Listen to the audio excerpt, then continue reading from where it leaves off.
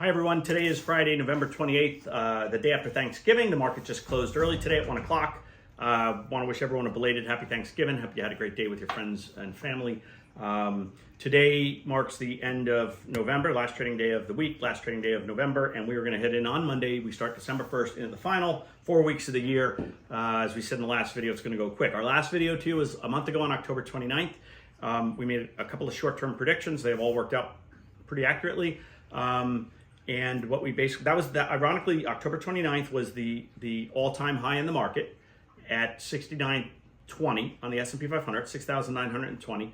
And we basically said, here's how we see the next 2 months. We see a 3 to 8% correction. Let's just drop 5%. I picked a number in the middle in the first half of November, and then strength up towards 7,000 in the S&P. So a 5% correction would be about 6,600. We went to 6521, down 5.7%. Funny, the Dow was down about 3 or 4%. The NASDAQ was down 8%. The S&P in the middle at 5.7%. So we kind of hit all three metric numbers in different markets. But we got that out of the way. We're going to talk about what we saw that allowed us to predict that. And our technical indicators flashed a buy signal on November 19th.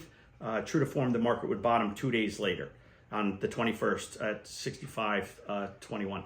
So, and now we have seen a massive strong rally the last 5 trading days. We're up almost 5% today. The market was strong. We've had 5 great days in the market. We're back above 6,800 on the S&P. And while the market could retest those lows or could see further weakness, we don't see it happen for a few reasons. So, you can never say never, but we feel good that there's green lights into the end of the year. What was it that we saw? Our technical indicators, number one, said the market was overbought and needed a pullback. Number two, the market breadth was really, really thin. Fewer and fewer stocks were helping the gains, and most of the stocks were just going sideways to down. That has improved because you have J&J, right, pharmaceutical company that's been dead for 2 years, hit new all-time highs finally in the last couple of weeks. You had Caterpillar and heavy manufacturing that hit new all-time highs. Stocks doing great. And the breadth kind of tech came down, the others came up, and that really broadened out the breadth, and we feel really good about that.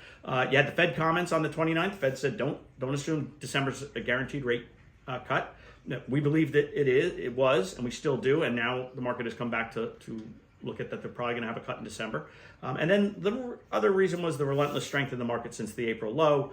It was the most trading days above its 50-day moving average since something like 1928. So again, all indicating a market that is overvalued and frothy and could use a healthy pullback. But the primary reason the market dipped is that with that government shutdown, it was the longest government shutdown in history. Liquidity dried up in the system because the biggest consumer in the world, but particularly in the U.S., is the U.S. federal government. And while tax receipts were coming in, the coffers of the Treasury just piled up cash that wasn't being put into the system. You really saw it in Bitcoin and cryptocurrency. If the stocks were down 5%, crypto was down 25%. And the minute the government opened, you began to see a bottom started to find itself, and crypto's even rallying again in here, but so are stocks. So, we were able to use that pullback to do some buying. Not enough. It happened very quickly, and it was also Thanksgiving week. It's with holiday stuff. Market didn't give us enough time, but we bought some today. We're going to continue to buy next week, and as long as the market continues to show us green lights into year end, we're going to feel good about this. So what do we see for December? So now that the selling has happened and some froth has been taken out of the money, the market, you've really seen tech come down heavily. We like what's going on. We've got a 10-year note that is now at 4%. Low interest rates are always good for stocks. It actually dipped below 4% this week.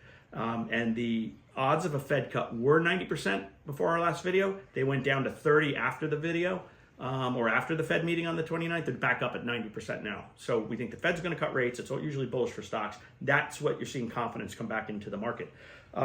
There is still so much cash on the sidelines, and I heard a fact the other day. Something like 80% of fund managers, professional money managers, are underperforming their benchmarks. So if they're measured against the S&P 500 or the Russell 2000 or whatever they're measured, 80% are underperforming. That's awful. And it continues to tell us that most managers, most professional money managers, just don't know how to value this market or don't really understand what's going on. So what we think you'll see is there's something called window dressing at the end of a quarter or the end of the year, where all of these underperforming managers have to look good just to get a bonus. So you will see them buy the stocks that have done best for the year which is going to, and that happens to be our portfolio. So, we're going to probably get a little tailwind here as they try to catch up to their index. You can't do it in a month, but they're going to have to show face and do something. So we expect a lot of money to keep flowing into this thing. The stronger it gets, the more certain a Fed cut. There was also a lot of talk of a bubble. I've been pretty consistent. We're not in a bubble. I mean, we could be. You never really know till after the fact, but some famous investors were saying that we were in a bubble, a tech bubble. Michael Burry, who, people like to follow him. I don't like his work. I don't believe we're in a bubble right now. They usually take years to form. You'll know you're in a bubble with one primary indicator. The indicator will be that hundreds and thousands of private companies will be coming public. Many of them don't deserve to be public companies. They should stay startups, privately held. And many of them will be losing money. They will have zero profits and losing money every year. And some of them will have be expected to lose money for the foreseeable 5 years. But they will be allowed to come to the market, and the masses will put money into them on speculation. That's when you begin to see a bubble. M&A has been, mergers and acquisitions have been busier than in recent years, but nowhere near where they should be for us to really kick in. I do think next year is going to be a better year for mergers and acquisitions. That'll be good for stocks too. So we'll in a couple of weeks we'll give you the early read on 2026. I think it's going to be a choppy year. I think it's going to be positive.